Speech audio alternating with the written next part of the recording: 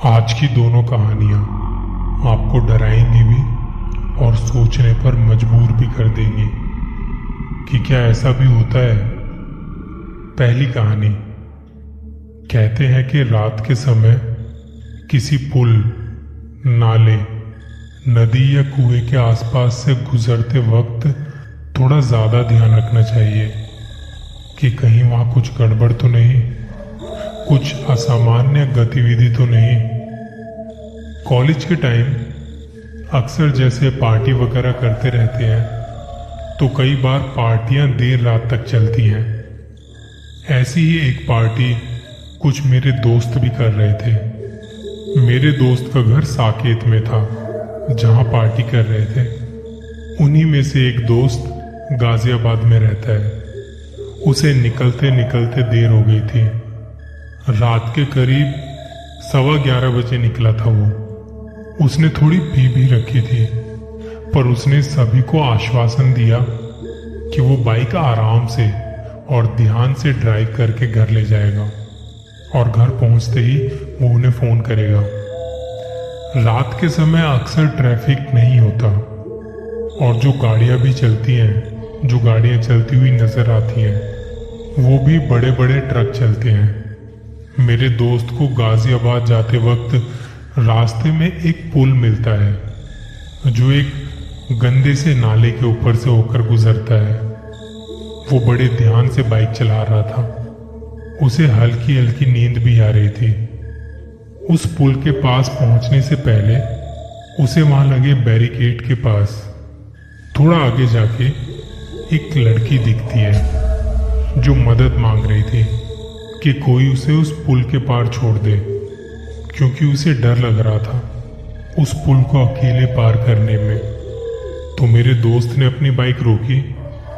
उसे हल्की हल्की नींद भी आ रही थी। उसने वहां रुक के उस लड़की से पूछा, जी आपको कहीं छोड़ सकता हूं मैं, अगर आप कहें तो उसने कहा कि आप मुझे उस पुल के पार छोड़ सकते हैं, क्योंकि पुल पे रात को अकेले जाने में ना डर लगता है। दोस्त ने कहा, जी बैठिए बाइक पे, मैं आपको आगे तक छोड़ देता हूँ। दोस्त नशे में था और थोड़ी नींद में भी। उसे पता नहीं कि कैसे बस बाइक चले जा रही थी। बाइक के एक साइड से एक ट्रक गुजरता है और ट्रक ड्राइवर दोस्त को देखकर कुछ इशारा कर रहा था, पर वो समझ नहीं पाया कि ट्रक ड्राइवर क्या कहना चाह रहा है। इतने में एक ट्रक और निकला, बिल्कुल बाइक के पास से। उसने भी कुछ कहा पर वो समझा नहीं। 3-4 ट्रक गुजरे आसपास से, लेकिन वो समझा नहीं। वो बस पूरे ध्यान के साथ हल्की हल्की नींद, नशे में बाइक चलाए जा रहा था। दोस्त को कुछ महसूस तो हो रहा था कि कुछ तो बात है और ये ट्रक वाले ऐसा क्यों कर रहे हैं। तभी एक ट्रक बाइक के पास से गुजर रहा था। उसमें एक सरदार जी थे। उन्होंने अपने ट्रक से एक डंडा निकाला और बाइक रोकने को कहा। दोस्त का बैलेंस बिगड़ा, उसकी बाइक साइड लगी रेलिंग से जा टकराई और वो गिर गई। सरदार जी ने देखा तो कंधे से खून बह रहा था। तब सरदार जी ने दोस्त के फोन से लास्ट टाइल नंबर निकाल के उन्हें बताया कि ऐसे ऐसे इस लड़की को चोट लग गई है, आप हॉस्पिटल में आ जाओ। दोस्त लोग हॉस्पिटल आए और जब उसे भी होश आया तो उसने पूछा कि मैं यहाँ कैसे और मेरा कंधा इतना दर्द क्यों कर रहा है। तो दोस्तों ने बताया कि एक सरदार जी तुझे यहाँ लेकर आए थे। उन्होंने बताया कि तेरे पीछे एक लड़की बैठी थी जब तू उस पुल को पार कर रहा था। तुझे शायद पता नहीं चला, या तो तू नींद में था या नशे में। और जो लड़की तेरे पास, तेरे पीछे तेरी बाइक पर बैठी थी, वो तेरे कंधे को खाए जा रही थी। जब सरदार जी ने देखा तो अपना डंडा निकाला और बाइक रोकने को कहा। तेरी बाइक जब गिरी तो वो लड़की सरदार जी को घूर के देख रही थी। उसका मुंह, उसका पूरा मुंह तेरे खून से सना हुआ था और आंखें एकदम लाल थी। सरदार जी के साथ 2-3 लोग और वहां आए तो वो लड़की वहां से गायब हो गई और वो तब तुझे यहाँ पे इस हॉस्पिटल में लेके आ गए। दूसरी कहानी। ये बात तब की है जब मैं इस शहर में नया नया आया था। मैंने उस वक्त ये कहानी यहाँ के लोगों से सुनी थी। एक बूढ़ी सी औरत जिसके साथ कोई नहीं, ना पति ना कोई बच्चा। वो बिना व्हीलचेयर के सहारे से चल फिर भी नहीं सकती थी।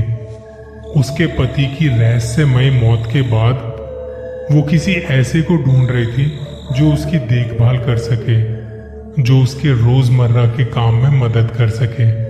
और इन सब में खास बात ये थी कि घर की थी 2 मंजिल और दोनों मंजिल अंदर से बस एक पुरानी सीढ़ी से जुड़ी हुई थी। जब इस बूढ़ी औरत को ऊपर से नीचे या नीचे से ऊपर जाने की जरूरत होती थी तो देखभाल करने वाले को इस कमजोर बूढ़ी औरत को एक बच्चे की तरह गोद में उठाकर सीढ़ियों से ऊपर नीचे ले जाना होता था। एक दिन पुलिस के पास इस बूढ़ी औरत का फोन आया। एक हत्या हुई थी और क्योंकि पुलिस की तैनाती के कारण पुलिस वाले कम थे, तब दिवाली की तैयारियों में लगे हुए थे और कातिल पहले ही घटना स्थल से भाग चुका था। तो शुरुआती जांच पड़ताल के लिए सिर्फ एक जासूस को भेजा गया। वहां पहुंचकर उसने बेल बजाई। काफी देर हो गई, उसे लगा शायद बेल खराब होगी, तो उसने दरवाजा खटखटाया। अंदर से कोई जवाब ना आने पर जासूस ने थोड़ा धक्का लगाया और दरवाजा खुला। दरवाजा खुला तो उसने देखा कि देखभाल करने वाले का गला बुरी तरह से चीरा हुआ है और उसका शरीर जैसे खून से सना हुआ पहली मंजिल पर पड़ा हुआ है। वो बूढ़ी औरत व्हीलचेयर में बैठी चुपचाप और बिना हिले उसकी लाश को ऐसे घूर रही थी जैसे किसी गहरे सदमे में हो। जासूस को उस औरत पर बिल्कुल भी शक नहीं हो रहा था। एक तो क्योंकि वो चल फिर नहीं सकती थी और दूसरा इसलिए क्योंकि मर्डर के समय वो ऊपर ही फंसी हुई थी। उस जासूस ने अपने दस्ताने पहने, कुछ तस्वीरें ली वहां की, सबूतों के लिए अपने हाथ पैर मारे और शरीर को तब तक ढक दिया जब तक कि लाश की जांच पड़ताल करने वाले लोग नहीं आ जाते, जैसे आम तौर पर किसी मर्डर केस में होता है। अब उसने नीचे के फ्लोर से अपनी छानबीन शुरू कर दी। फिर बूढ़ी औरत से पूछा कि क्या वो ऊपर भी जाकर देख सकता है, तो बुढ़िया ने इस बात पर जोर देते हुए कहा कि वो पूरे समय ऊपर ही थी और उसके अलावा उस दिन ऊपर कोई भी नहीं आया था।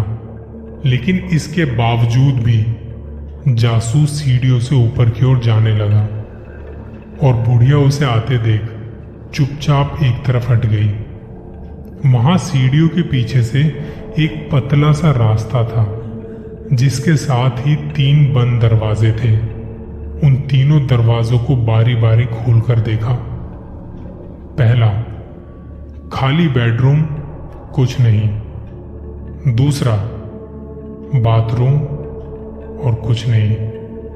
ये सब देख जब उसे कुछ सबूत नहीं मिल पा रहे थे तो वो बेचैन होने लगा और धीरे धीरे तीसरे कमरे का दरवाजा खोला जहां वो बुढ़िया सोती थी। अंदर झांक के देखा तो उसे सब कुछ ठीक ठाक लग रहा था। एक अलमारी, बिस्तर और उसकी बगल में टेबल के ऊपर एक छोटा सा लैंप। वो बहुत गौर से कमरे की हर दीवार को जांचने लगा, लेकिन उसे जो मिला वो नहीं, पर बल्कि वो जो नहीं मिला, जिसकी वजह से वो जासूस चौकन्ना हो गया और उसका हाथ धीरे से अपनी बंदूक की तरफ बढ़ने लगा। ये इतनी छोटी सी चीज थी कि पिछली बार पति की हत्या के जांच के समय उन्होंने इस पूरी बात को नजरअंदाज कर दिया था। ऊपर की तरफ, ऊपर वाली मंजिल पर कोई टेलीफोन नहीं था। अचानक से उसने एक शोर सुना और वो अपनी बंदूक हाथ में लिए बाहर दौड़ा। वो बाहर उस बुढ़िया की तरफ दौड़ा और जाके देखा तो अब बस वहां पे एक व्हील चेयर थी जो हिल रही थी। तो क्या वो बुढ़िया कोई डायन थी जो अपना रूप बदल के वहां रह रही थी और लोगों को अपना शिकार बना रही थी? आपको क्या लगता है? कमेंट्स करके ज़रूर बताना।